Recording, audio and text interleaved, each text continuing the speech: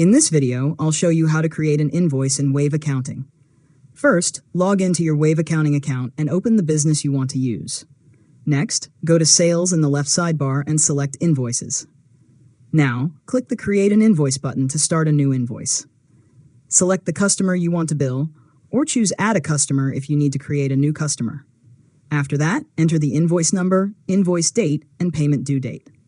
Next, go to the Items section and select the product or service you're charging for. Enter the quantity and price, and Wave will calculate the line total automatically. If you need to add another product or service, click Add a Line and enter the additional details.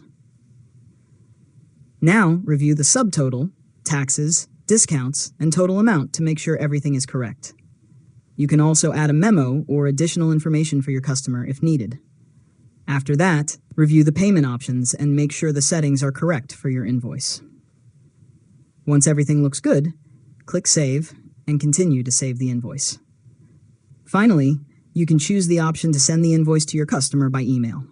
Before sending it, make sure the customer's email address, invoice amount, and payment due date are correct. And that's it. You've successfully learned how to create an invoice in Wave Accounting.